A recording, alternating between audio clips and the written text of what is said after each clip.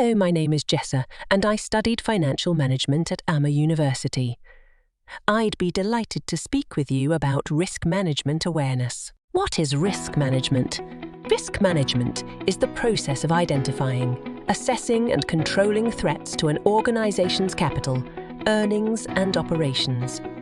These risks stem from a variety of sources, including financial uncertainties, legal liabilities, technology issues, strategic management errors, accidents and natural disasters. Does this matter?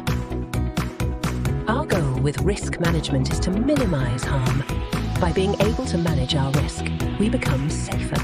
Recall that risk is greatly determined by three factors: hazard, exposure, and vulnerability. By managing our risk, we attempt to reduce the risk by reducing either vulnerability or exposure, since those are two components of risk that we can change. In other words, we cannot control how severe the hazard is, but we can improve how likely we are to get caught in its path or prepare for it. One important note: managing risk does not mean that the risk is eliminated. Before we can go any further on risk management, it is very important to acknowledge risk perception. To perceive means to experience and become aware of, and our perception is our interpretation of our experiences.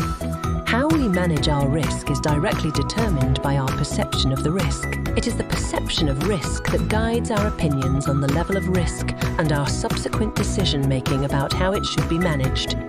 A simple example: if we don't perceive a hazard to be risky, we will not need to manage it. Expert opinions are a factor of risk perception that is directly related to risk management.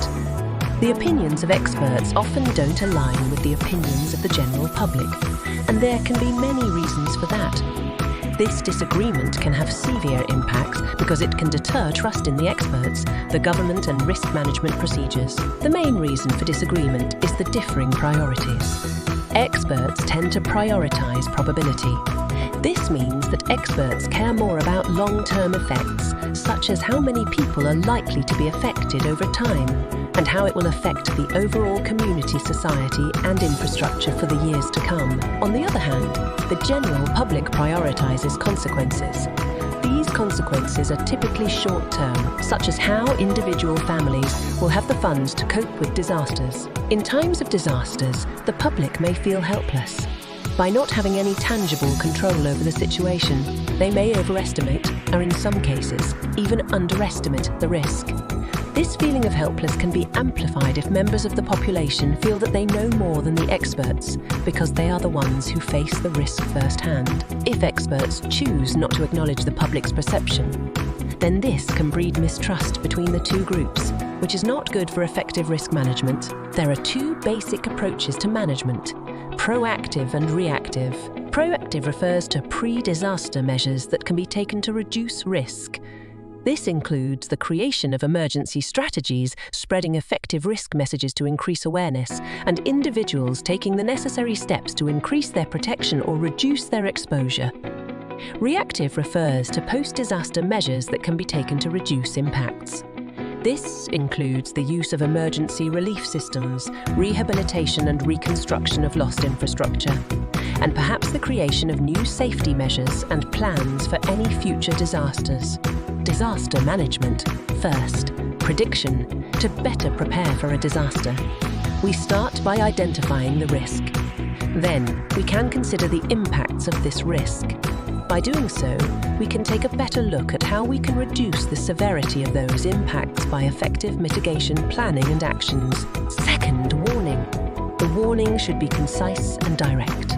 The main purpose is to effectively provide the information necessary to reduce risk.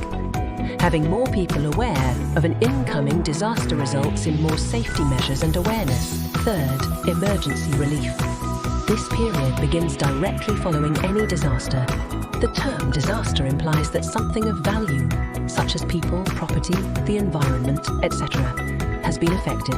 This stage is dedicated to assisting the affected population with urgent care in any way possible. This can include medical attention, emergency extraction, etc. Fourth, rehabilitation. This phase requires reflection on the disaster, preparedness and response. Following that reflection, decisions can be made as to how the community can be improved via better planning or infrastructure. When considering these decisions, it is important to note the purpose is not to restore the community to the way it was pre-disaster, but rather to improve the community beyond that pre-disaster point. This phase is where we start recovering from the old disaster instead of simply responding to it, and we start encouraging better preparation for anything else that may come. The final step is reconstruction. Here, we take the ideas that came out of the rehabilitation phase and start applying and implementing them in society. Because the rehabilitation plans include large-scale mitigation and preparation plans, the construction of these plans can take a lot of time. Thus, reconstruction is often just seen as a constant process that never truly ends. To succeed in this phase, we should consider and combine all the preceding phases and ideally result in a better prepared community. Enterprise risk management organizations, such companies, government departments, charity foundations, etc., deal with their own risks, sometimes overlap with general societal risks, and sometimes they are not.